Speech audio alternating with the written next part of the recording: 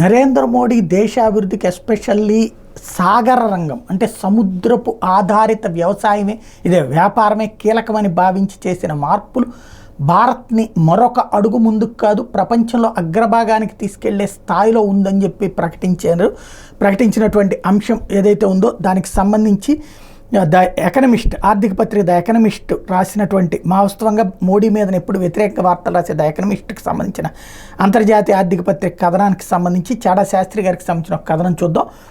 ఎప్పుడు మోడీ ప్రభుత్వం మీద విమర్శనాస్త్రాలు సంధించి అంతర్జాతీయ ఆర్థిక పత్రిక ద ఎకనమిస్ట్ అయితే ఈసారి ఆశ్చర్యంగా సముద్ర రవాణా అభివృద్ధి విషయంలో మోడీ ప్రభుత్వాన్ని పొగుడుతూ పెద్ద వ్యాసం ప్రచురించింది. మోడీ మద్దతుదారులు మరియు విమర్శకులు ఇరువురు కూడా అంగీకరించే ఒక విషయం ఏదైనా ఉంది అంటే అది భారతదేశ మౌలిక సదుపాయాలను భారీగా విస్తృతపరచడమే మోడీ అతిపెద్ద విజయం అని అంగీకరించవచ్చు. వేల కొద్ది మైళ్ళ హైవేలు నిర్మించబడ్డాయి, వేగవంతమైన ఇంటర్సిటీ రైళ్లు ఊపందుకున్నాయి, డజన్ల కొద్ది పట్టణ మెట్రో మార్గాలు తెరవబడ్డాయి. అలాగే ఎక్కువ మంది భారతీయులు మునుపెన్నడూ లేనంత ఎక్కువ విమానాశ్రయాల ద్వారా ఎక్కువ విమానాల్లో ప్రయాణించారు. ఇవి నిజంగా ఆకట్టుకునే విజయాలు. చాలామంది భారతీయులకు ప్రత్యక్ష సంబంధం లేనివి కానీ వారి జీవితాలను ఒకే విధంగా ప్రభావితం చేసే రంగాల్లో కూడా మోడీ ప్రభుత్వంలో తెర వెనక లోతైన పరివర్తన జరుగుతోంది. సామాన్యులకి తెలియని బయటకు అభివృద్ధి కనిపించిన రంగం ఒకటి అదే ఓడరేవుల రంగం. ఈ రంగం సామర్థ్యం సమర్థతతో భారీ మెరుగుదలను సాధించింది. భారతదేశ ఆర్థిక లక్ష్యాలు చేరుకునేందుకు ఇది చాలా కీలకం. భారతదేశాన్ని తయారీ మరియు ఎగుమతి కేంద్రంగా అలాగే ప్రపంచ సరఫరా గొలుసులో సప్లై చైన్లో ఒక నోట్గా మార్చాలనే ఉద్దేశం మోడీ ప్రభుత్వానికి ఉంది. ఆ లక్ష్యాలను సాధించడానికి ప్రపంచ స్థాయి పోర్టులు అవసరం. సముద్ర రంగం భారతదేశం యొక్క వాణిజ్య పరిమాణంలో 95% మరియు వాణిజ్య విలువలో 65% కలిగి ఉంది.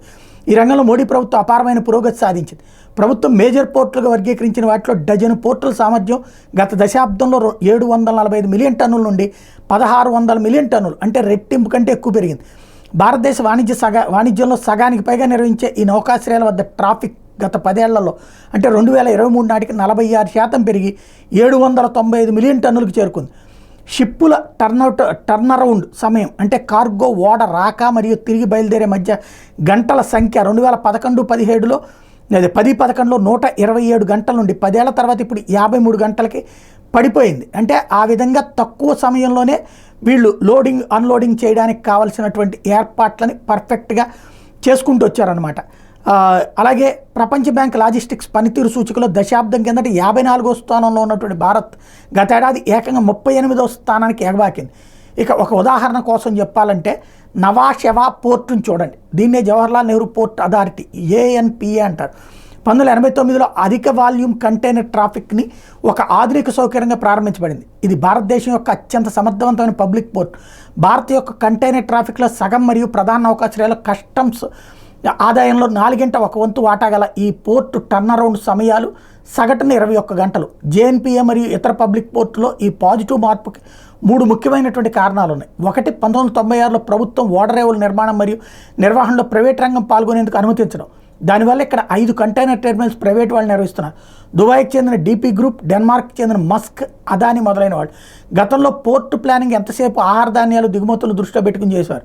అయితే ఇప్పుడు మోడీ ప్రభుత్వం పోర్టులతో దేశవ్యాప్తంగా త్వరగా రవాణా గిడ్డంగి అనుసంధానం చేయడానికి దేశవ్యాప్తంగా ఎలక్ట్రానిక్ టోల్గేట్లు, GST ఏర్పాటు, ప్రత్యేక railway goods dedicated fried corridors వంటివి ఏర్పాటు చేశారు. వస్తువుల ఖరీదు ప్రస్తుతం ఉన్న 8% ఉన్న రవాణా ఛార్జీలు 5% తీసుకురావడానికి ప్రభుత్వం గట్టి చర్యలు తీసుకుంటుంది. అలాగే కస్టమ్స్ విభాగాన్ని పూర్తిగా ఆధునీకరించారు. ముంబై పోర్టు 90% సరుకులు భౌతికంగా పరీక్షించే అవసరం లేదు. అట్లాగే 80% వరకు సరుకులు స్కాన్ కూడా చేయని అవసరం లేని విధంగా అవలంబిస్తున్నారు. 7,500 కిలోమీటర్ల సముద్ర తీరం, 200 పోర్ట్లు ఇంత ఆధునీకరించిన తర్వాత కూడా ప్రపంచ కంటైనర్ రవాణాలో భారత్ వాటా కేవలం 2.4%. అంటే చిన్న దేశమైన దుబాయ్తో సుమారు సమానం. సింగపూర్ ట్రాఫిక్లో సగం మాత్రం భారత్కు ఉంది. ఈ చిన్న దేశాలకు అంత కంటైనర్ రవాణా వ్యాపారం ఉండడానికి అవేమీ భారీ సంఖ్యలో వస్తువులు ఉత్పత్తి చేసే దేశాలు కావు. కానీ ప్రపంచ కంటైనర్ రవాణా మార్గంలో ఉన్న తమ దేశాల పోర్టుని టాషిష్మెంట్ పోర్టులుగా తీర్చిదిద్దారు. అంటే ఒక దేశం నుండి ఒక షిప్లో వస్తున్న కంటైనర్లను వేరే దేశం వెళ్ళే షిప్స్లోకి మార్చే వ్యవస్థ ఏర్పాటు చేశారనమాట. అందుకే మోడీ వచ్చాక ఈ దిశగా ఆలోచించడం మొదలుపెట్టి ప్రపంచ సముద్ర ముఖ్య రవాణా మార్గంలో ఉన్న మన అండమాన్ నికోబార్ దీవుల్లో ఇటువంటి టాషిష్మెంట్ పోర్ట్ ఏర్పాటుకు సన్నాహాలు చేస్తున్నారు.